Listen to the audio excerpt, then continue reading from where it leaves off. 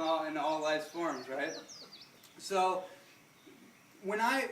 after all the years of being in the raw food field, of kind of at the point of leading a lot of the education in it at this point, what I want to say in relation to detox is that if you were trying to lose weight, right, you're trying to get back into a homeostasis with your natural body weight, not what you think your body should look like based on advertisements, based on magazines, or this model or that model who is a completely different person than you, right? And who may or may not be healthy, despite what they look like. Mm-hmm. The best way that I've seen work over and over to get to that reset period is living food saturation.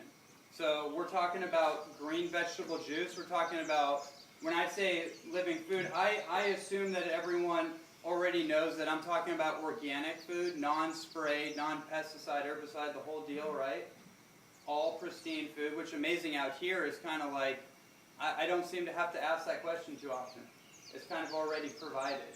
And going down that list, we can go further and further into those details later. But mainly, the main idea here is food that's water rich.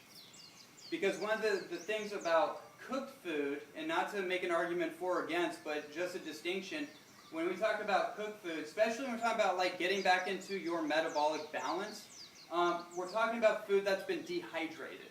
This is one of the main ideas. There's two basic root causes of all the breakdowns that we see in the world. Whatever symptom you want to put on it, there's two things that I've played this around with doctors and nutritionists. It's kind of common sense to me. It's dehydration and demineralization, right? Our soil is demineralized. Our food doesn't have the building blocks that it once did, so we have to kind of create a different kind of diet for ourselves to get everything that we need. And then there's the water part, right? Our body, who's aware that your body is mostly water? Oh yeah. It's kind of obvious, right, at some level. When you're a baby, you're said to be about 90% water, right? And what do babies have? They have nice lush skin, it's shiny, they're happy, they're very light, right? Laughing, smiling, curious, everything that we think of like a beautiful baby. When you're about 60, 70, or 80, generally speaking, you go down to maybe 30 to 20% water. Now think of the disparity there. Just on the skin, if we're talking about beauty, right? Huge difference. It's like a desert versus a tropical island. When you're a baby, it's like you can tell there's water, right? There's hydration. When you get to be about that old and you don't have that water retention in your body, your skin starts to sag, it gets wrinkly, right? It's almost like cracks in the concrete. Does that make sense? That's a dehydration issue and a demineralization. So when we get back to living food and have a diet rich in a variety of colors, right? That's one idea I like to put out there is make sure that you have like a salad, for example, that's colorful like a rainbow.